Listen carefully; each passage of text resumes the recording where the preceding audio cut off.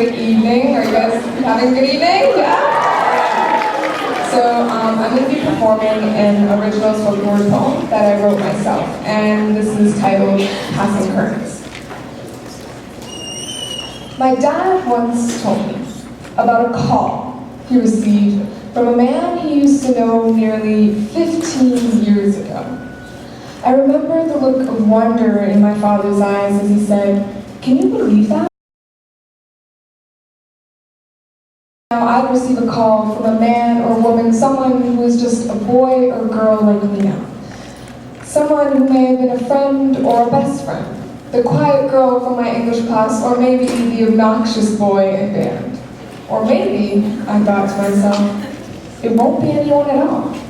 Because who of us has the courage to call up that friend, or acquaintance, ex-boyfriend or teacher, or maybe that person we just didn't like? Who of us has the courage to dial that number 15 years later? Who of us has the courage to answer?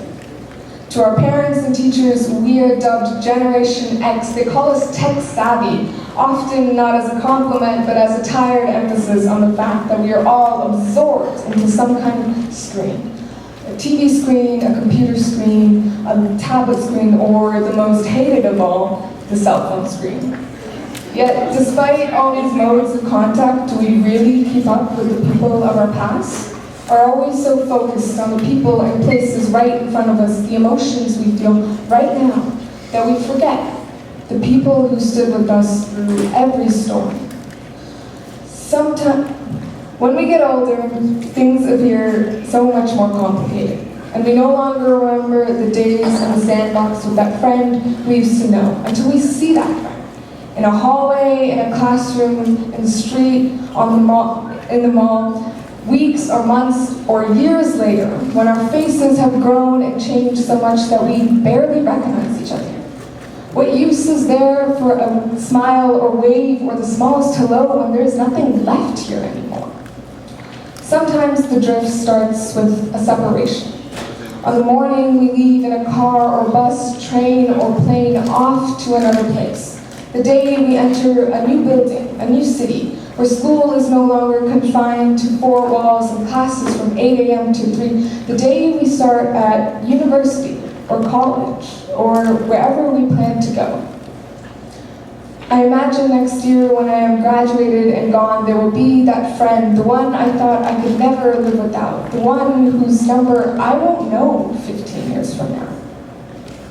But it's usually not an abrupt end to this connection. It starts with that first Skype call we were supposed to make.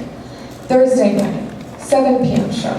We promised each other that's when we'll talk amid our busy schedules and armloads of homework. Thursday night arrives, and somehow I find myself in a row with my new roommate about how she never puts the cap on the toothpaste. A couple weeks pass, we've texted briefly, Snapchatting interesting things we've discovered in our new dwellings, but unable to respond with any kind of substance to our replies. 3 months later, we've barely spoken in weeks. Occasionally, I see or hear things that remind me of you, yet when I reach for my phone to call you, to tell you about it, my thumb freezes over your speed dial button because I've just realized it's been a long time since I used it.